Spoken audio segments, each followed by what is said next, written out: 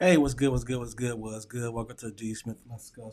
Welcome to today's session. Today's session, man. Yo, boy, oh boy, Drake. 2 years later, he finally responds to Kendrick Lamar. Man, Drake is a funny guy. He will keep you laughing. He will keep you laughing. Read this. I don't look nothing like y'all. You right about that. You right about that. It's just like you said. That a compliment, boy. You acting like we want to be you instead. The nerve of you, Drake. Of course you do. That's when I'd rather be dead. Kendrick already to kick you back and you already dead.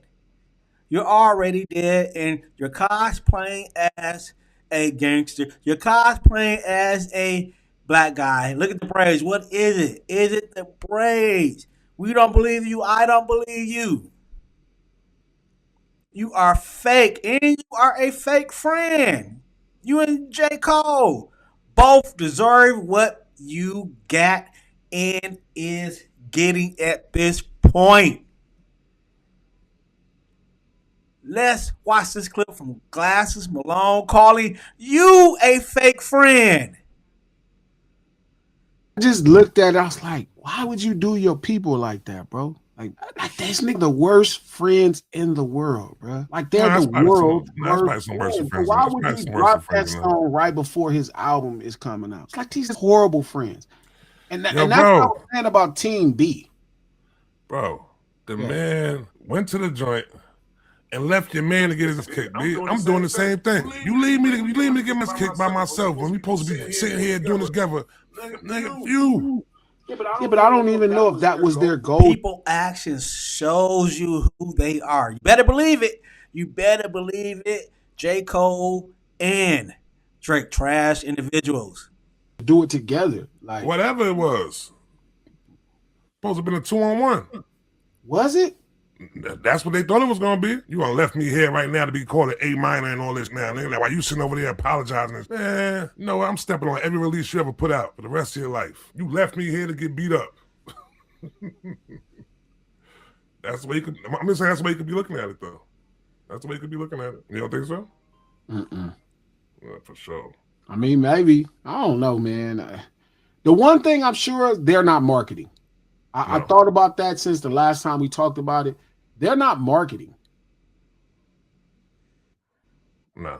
Like they're not marketing. They like a little too sensitive to market that way. It that is true. Drake is sensitive. He's sensitive. 2 years later, you still crying. They'll never get over it. Drake will never get over this. Never say that. That is too funny, man. Too funny. Punchline of the joke. Yes.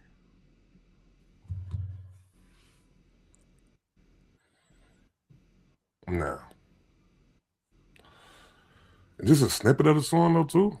Yeah, like 2 songs. I'm like, why would y'all play it? Then like he's like, oh, it's Cole's Day. And it's like, well, why would you play that on Cole's Day? So watch this clip right here. You know Kendrick is getting all the hate.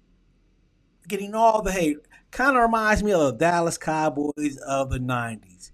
They were always winning. The New England Patriots of the 2000s, they was always winning and everybody hate them. When you win too much, the anger comes out.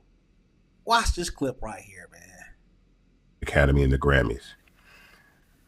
In the hip hop and R&B category, I don't know enough about pop and country to know if these issues exist, but when it comes to hip hop and R&B, the Grammy Awards are not really the Grammy Awards. They're really the LA Awards. LA has the largest voting chapter in the nation to vote on the Grammy Awards.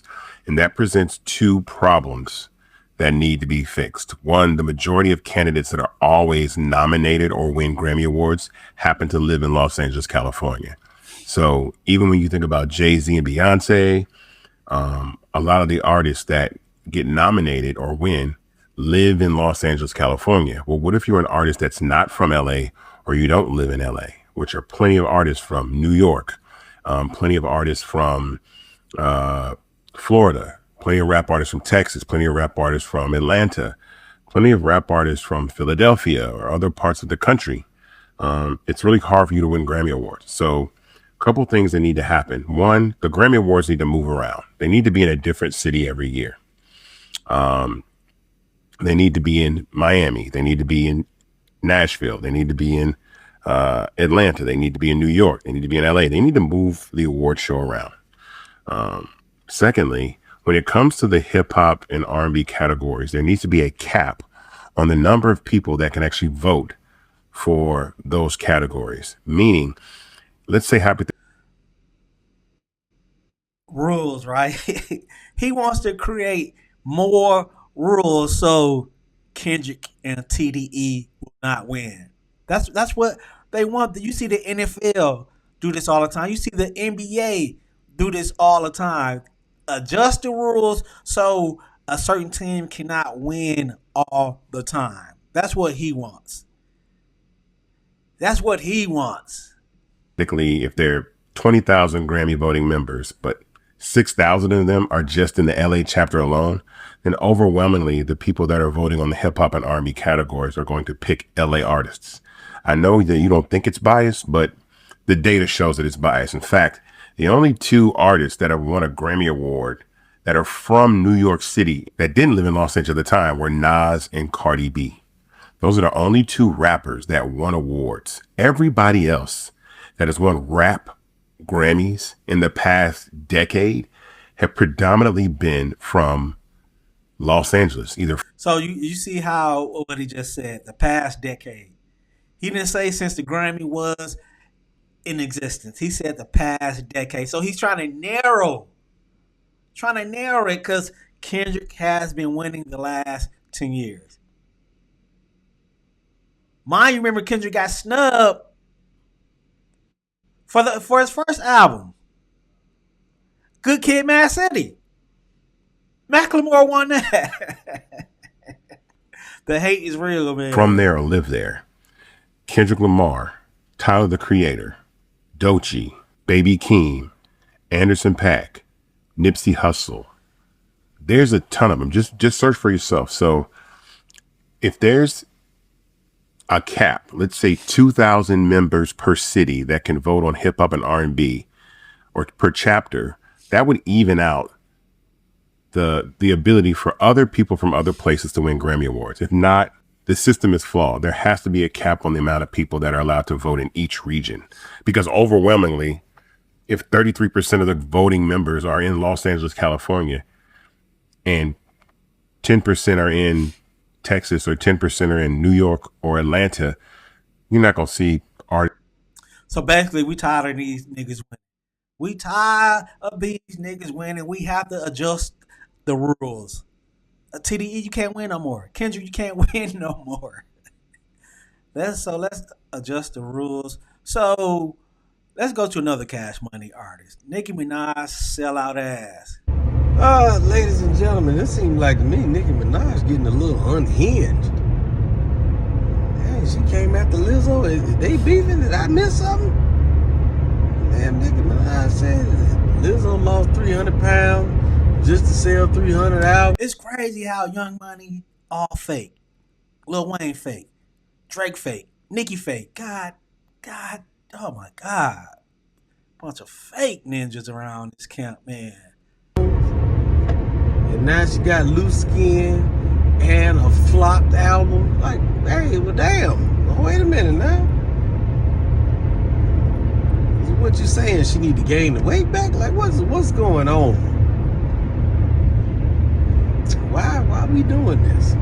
You know what I'm saying? Like, I don't know what's going on in the entertainment world when people just start to lose they, like, literally wake up one morning, facts, and grab their phone and just start going on these unnecessary rants about nothing. About absolutely nothing. You know what I'm saying? Everybody is on further, people used to be on the F. I wonder will Nicki drop an album this year? I see the critics right now going in on her sellout ass. train, and she survived it. And now she done, she joined MAGA, so now, there's a whole lot of people back on the F nigga train. I don't know if she gonna survive that one, but what Lizzo got to do with it? What loose skin got to do with anything? Why people can't lose weight no more? Remember that used to be a thing? Slim Fast, Jenny Craig, y'all remember that? Damn. So watch this clip from Glasses. He talks about the game, and the game is one of those persons who knows how to get into your feelings. He know how to poke the bear, get Kendrick Lamar fans upset. Check this out, man. That's a great question. So this is what I will say about Chuck, man. Chuck is a really different dude. Chuck is a really different dude. Chuck is sometimey. Is that tough to say? Like sometimes, like he don't get me wrong, he's a kind of dude that if he with you, he with you. You know what I mean? But he also just a sometimey personality. Like, you know what I mean? I think he just got a lot of stuff that be going on in his mind. Like he's not the same type of consistency as Dot or me or nothing. He's just a different kind of dude. So even back then, I didn't really know it because my relationship with him was one thing, but then Face and G-Ride were the guys that believed in me. And 4 Cent, rest in peace, or they call him 4 Bit, brought me over there. So, you know what I mean? Like, Dang, he just called the game sometime. You don't know what you're gonna get. What oh boy. yes. Like, all I asked them is when they had Black Wall Street, let me make the sun blue. So, because I didn't want it to be no confusion about my cripping. So they let me do that, and I was all in. And Game approved that himself. So it's like, yeah, if I could do it again, I mean, I feel like Game missed out on a lot of things that could have added to his legacy. Because he definitely had a chance to sign all of us, everybody from the West Coast. You know what I mean? But sometimes I don't think everybody is that type of businessman neither. Like, I don't think he was ever in the business to be an executive. You know what I'm saying? And I think that's the, consistent theme. You know what I mean? I don't think he was ever in the business to like No, it's all about me when it comes to the game. It's about me. It ain't about anybody else. I don't got time to fuck with you niggas. Executive.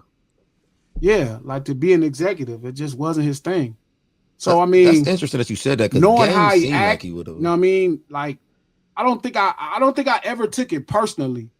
Found it like I don't think I ever really tripped. Like I kind of know him. Like long as he don't be like Glass, I knock him out, because then he gonna have to come. We won't see. But like him being him, like him using names and name dropping and shit, like that's part of his style. Like he's been doing that from 2005. Like that's part of his style. So him using whatever's popping and then playing on people's emotions and playing on people's, I just said that. Really lack of interest and just desire to have a headline. It's kind of who he's been the whole time. To me, like I never saw nothing no different. Y'all thought it was different, even though this is the same thing that's been happening since 2005. So I mean, I guess why not? I don't think it would have been no better. You know what I mean? I think my destiny went the way it had to go. It went that way because it needed to go that way. So yeah, I would do it again. I don't think he would do the same thing. I think him knowing all the shit he know now, he would have signed all of us. I think he had a chance to sign Kendrick and didn't. He had a chance to partner with J-Rock and didn't. Had to sign Glasses, Nip Hustle, all of us. All of us. Crazy. Sometimes you have to be able to look into the future, and clearly the game did not. So one last clip for you guys. That $400 million Drake deal was capped from the beginning. Listen to Glasses Malone explain this. Welcome to the session. Let's go. Right. If you knew the truth, don't get me wrong, they're making money, but it's a zero on top of everything starting. Extra zero. It's always extra zero. But that's not the thing. I don't want to focus on extra zero. it's always an extra zero. Listen, Oh, it's God. always an extra zero because the money that they talking about don't exist. Trap, you ain't seen little kids talking about, hey, you see that flat? You see that dope in here yesterday? And then the crazy part is they'll know it's true and then get mad at me. Like, they'll come ask me. They'll be like, gee, like, I remember they was asking me about Drake. They was like, Glasses, Drake got this $400 million deal. I'm like, bro, how the fuck you gonna get it? Remember I was explaining that to him and they cussing me out. Like, where the fuck would they get $400 million for him for? Where his concerts ain't tied into it. And even if they were, who the fuck is working for free? If you get up, so you're saying that person gets the upfront money. All right, listen, we giving you this $400 million up front, but now go put them heels on and go out there and go work now, B. How You don't the- think It's crazy when you hear it a lot when people are not in the business or just around the business, think they know what's going on in the business, don't know nothing, man. But hey, you believe what you want on these internet streets. They give you $400 million for what? Where the fuck is $400 million from? because they're gonna see, all right, so the man that made this amount of money by doing this right here. So now if you get him to work a little bit more, you know what I'm saying, we could equivalent more money than that though. I think you don't think Drake recouped 400 million for Hell Universal no. for 2 years? No. How? It's not about him. Pause. He makes more money than most people in the business, but how the fuck is he gonna make $400 million? And then what is everybody else working for? Is everybody else working for free? Okay, let's say a concert, right? Let's say Dot got a concert and the concert make $40 million. How much is everybody working for? What's a fair number for an artist to get when everybody at this month is making it happen? It's a bunch of us promoting. It's a bunch of us fronting the money, right? It's a bunch of people working in the venue. It's a bunch of people parking cars. It's a bunch of people doing everybody working for free. Well, the way they're saying is that like the people who getting that money is the people that's on top that's getting most of the revenue shares of the streaming numbers that's coming through though. And so they're not giving. And the cook responsible for the flavor at the burger at McDonald's. Who makes money, him or the manager? The manager gonna make it. No burger. But the manager gonna make the money though. The flavor, none of that, right? The manager is doing exactly what his name, what his title is. He's managing the business. He's doing what's supposed to go on. Make sure that burger's made right. Make sure the fries is made right. Make sure this fucking place is cleaned up too. He's managing the business. Yet he's not responsible for none of the flavor. No, but he's managing the business because all he's doing is flipping the burgers. I'm managing this whole damn business. So then why would you think the rapper would get any of that kind of money when the rapper ain't nothing but a cook? So it's crazy because you can easily do on this how much money Old Boy made since 2010 or when he signed the contract, and the numbers will definitely show you that. But once again, people believe what they want to believe on the internet instead of doing their research. I'm a facts-based person, all facts. But hey, what do I know? Welcome to the session. Like, comment, subscribe. Let me know what you think. I'm out of here.